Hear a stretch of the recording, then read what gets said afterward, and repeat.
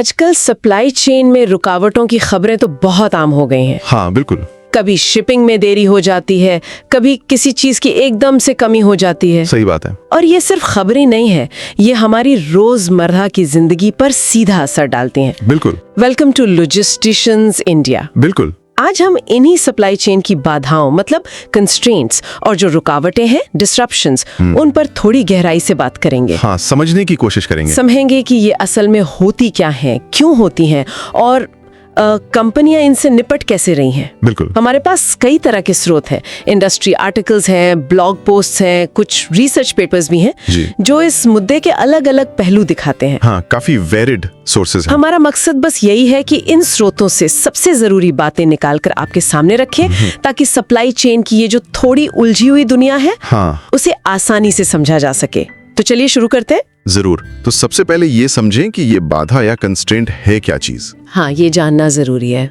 आसान शब्दों में कहूँ तो जब सप्लाई चेन अपनी पूरी कैपेसिटी से, पूरी क्षमता से काम नहीं कर पाती। अच्छा। वजह या तो संसाधन मतलब रिसोर्सेज कम है या फिर कहीं कोई अड़चन है, कोई रुकावट है जिसे हम बॉटलनेक कहते हैं। बॉटलनेक, हाँ। कई बार ऐसा होता है कि कोई एक खास मशीन है या कोई टीम है, वो अपनी फुल कैपेसिटी पर काम कर रही है और वही पूरी चेन की रफ्तार को रोक देती है। अच्छा, मतलब एक ही जगह अटक गया सब कुछ। हाँ, उसी को कैपेसिटी कंस्ट्रेंट रिसोर्स या CCR कहते हैं। और नतीजा क्या होता है?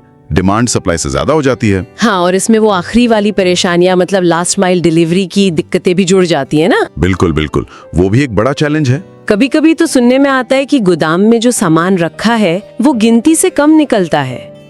इन्वेंट्री मिसमैच, ये भी होता है। और ये सारी चीजें मिलकर ना एक अनिश्चितता, एक अनसर्टेनिटी का माहौल बना देती हैं। सही कहा। तो अब सवाल ये है कि ये होता क्यों है, इतनी सारी वजह क्या है? देखिए, कई कारण हैं। कुछ तो सीधे बाजार से जुड़े हैं। जैसे अचानक से डिमांड बढ़ गई या फिर डिमांड बहुत ऊपर नीचे हो रही है, पता ही नहीं चल रहा। हाँ, आजकल ये बहुत हो रहा है। फिर बढ़ती कीमतें हैं, महंगाई है, आर्थिक अनिश्चितता, ये सब भी सप्लाई चेन पर बहुत दबाव डालती हैं। और कंपनी के अंदर की भी तो कुछ वजह होती होंगी, ऑपरेशनल दिक्कतें। बिल्कुल होती हैं। जैसे प्रोडक्शन की अपनी लिमिट्स हैं, मशीनें पुरानी हैं या कम हैं, स्टाफ की कमी है, या फिर इन्वेंट्री का जो रिकॉर्ड है वही गलत है, गोदाम में कुछ और है, सिस्टम में कुछ और दिख रहा है। अरे हाँ, ये तो बड़ी गड़बड़ है। और भविष्य की मांग का गलत अंदाजा लगाना मतलब फोरकास्टिंग एरर, ये भी एक बड़ी वजह है। और ये लीन मैन्युफैक्चरिंग वगैरह की बात होती है, उसका इससे क्या कनेक्शन है?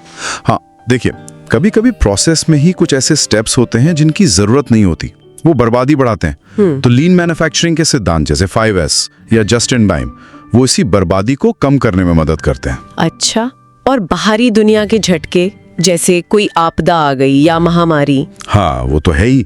एक्सटर्नल शॉक्स, प्राकृतिक आपदाएं हो गई, स्वास्थ्य संकट जैसे हमने कोरोना में देखा। हाँ, वो तो बहुत बड़ा उदाहरण है। बिल्कुल। फिर जियोपॉलिटिकल तनाव, कहीं लड़ाई छिड़ गई, ये व्यापार पर कोई प्रतिबंध लग गया, टेक्नोलॉजी फेल हो गई अचानक से। हाँ। बंदरगाहों पर जहाजों की भीड़ लग गई जिसे पोर्ट कंजेशन कहते हैं। हाँ। ट्रांसपोर्ट में दिक्कतें आ गई, मौसम खराब है, गाड़ियां नहीं मिल रही, कच्चे माल की कमी, लेबर शॉर्टेज, ये भी तो सुनते हैं हम। हाँ बिल्कुल, कच्चे माल की कमी या फिर काम करने वाले लोगों की कमी मतलब लेबर शॉर्टेज, ये सब बहुत बड़े कंस्ट्रेंट्स हैं। पैसों की कमी भी एक वजह हो सकती है। तो इन सब रुकावटों का असर क्या होता है बिजनेस पर और हम पर? असर तो बहुत गहरा होता है। सबसे सीधा असर तो बिक्री और मुनाफे पर।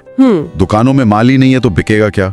स्टॉक आउट्स हो जाते हैं। हाँ, फिर ग्राहक नाराज होते हैं। बिल्कुल, ग्राहक नाराज होते हैं, कंपनी की इमेज खराब होती है, लागत बढ़ जाती है क्योंकि चीजें मुश्किल से मिल रही हैं या देर से मिल रही हैं, काम रुक जाता है। और बड़े लेवल पर देखें तो महंगाई बढ़ सकती है। और वो सामान जो जल्दी खराब होता है, फल सब्जी वगैरह, उनका तो सीधा नुकसान, वेस्टेज बढ़ जाता है। तो ये तो हो गई समस्याएं, लेकिन कंपनियां कर क्या रही हैं इनसे निपटने के लिए? देखिए, सबसे दिलचस्प बात यही है कि कंपनियां अब सिर्फ प्रॉब्लम झेल नहीं रही हैं, वो एक्टिवली समाधान ढूंढ रही हैं। अच्छा, एक बड़ा बदलाव आया है सोच में। पहले फोकस किस पर था? कॉस्ट कम करो, जस्ट इन टाइम इन्वेंट्री रखो। हाँ, मतलब जब जरूरत हो तभी सामान मंगाओ ताकि गोदाम में ज्यादा माल न रखना पड़े। लेकिन अब जोर है जस्ट इन केस पर। जस्ट इन केस, हाँ, मतलब थोड़ी एक्स्ट्रा इन्वेंट्री रखो या बैकअप प्लान तैयार रखो ताकि अगर अचानक कोई मुश्किल आ जाए तो उससे निपटा जा सके। इसी को कहते हैं रेजिलियंस बनाना। मतलब झटके सहने की क्षमता डेवलप करना। ये इंटरेस्टिंग है। तो ये रेजिलियंस बनाने के लिए कंपनियां कंक्रीट तौर पे क्या कर रही हैं? कई चीजें कर रही हैं। एक तो ये कि सिर्फ एक सप्लायर पर डिपेंड नहीं रहना। हाँ, डाइवर्सिफिकेशन। हाँ बिल्कुल, डाइवर्सिफिकेशन। कई सप्लायर्स रखना, सप्लायर्स के साथ लगातार बात करना, अच्छा कम्युनिकेशन रखना। प्लानिंग बहुत जरूरी है। प्लानिंग मतलब पहले से अंदाजा लगाना कि कहाँ रुकावटें आ सकती हैं, कहाँ बॉटलनेक बन सकता है। इसमें एक थियरी है, थियरी ऑफ कंस्ट्रेंट्स, वो मदद करती है। अच्छा, वो क्या कहती है? वो यही कहती है कि पूरी चेन की रफ्तार उसकी सबसे कमजोर कड़ी यानी CCR पर निर्भर करती है। तो अपना सारा ध्यान उसी कमजोर कड़ी को सुधारने पर लगाओ। समझ गया। और टेक्नोलॉजी, AI, मशीन लर्निंग, इन सब का क्या रोल है? टेक्नोलॉजी का तो बहुत बड़ा रोल है और बढ़ता ही जा रहा है। AI और मशीन लर्निंग डिमांड का बेहतर अनुमान लगाने में मदद कर रहे हैं। फोरकास्टिंग में? हाँ, फोरकास्टिंग में, क्वालिटी कंट्रोल में, कई कामों को ऑटोमेट करने में। EDI जैसे सिस्टम्स हैं जिससे कंपनियां और सप्लायर्स आपस में जानकारी आसानी से शेयर कर पाते हैं। और वो ट्रैकिंग वगैरह? हाँ, रियल टाइम ट्रैकिंग, माल कहाँ है, कब पहुंचेगा, सब पता रहता है। ऑटोमेशन का इस्तेमाल बढ़ रहा है वेयर हाउस में, ट्रांसपोर्ट में। रूट ऑप्टिमाइजेशन हो रहा है ताकि कम समय और फ्यूल लगे। तो मतलब बेहतर प्लानिंग, प्रोसेस को सुधारना, टेक्नोलॉजी का इस्तेमाल और आपसी तालमेल। बिल्कुल। इन सब के जरिए सप्लाई चेन को ज्यादा मजबूत बनाया जा रहा है। हाँ, मकसद यही है कि सप्लाई चेन सिर्फ कुशल, एफिशिएंट ही ना हो, बल्कि मजबूत, रिजिलिएंट भी हो, ताकि भविष्य में जो अनिश्चितताएं आए उनका सामना कर सके। तो हमने देखा कि सप्लाई चेन की बाधाएं कितनी जटिल हैं, कितनी सारी वजहें, और इनका असर भी काफी गहरा होता है। हाँ, ये बात तो है।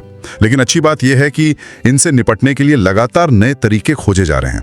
इसमें टेक्नोलॉजी का भी बड़ा हाथ है और सोच बदलने का भी। यहाँ एक सोचने वाली बात यह है जो मैं सोच रही थी। बताइए।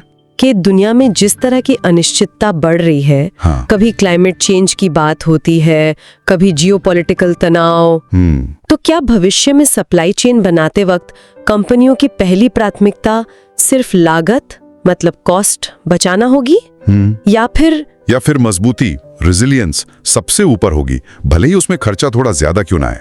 ये बहुत ही अहम सवाल है और शायद इसका जवाब रेजिलियंस की तरफ झुक रहा है। इस पर विचार जरूर करना चाहिए। बिल्कुल।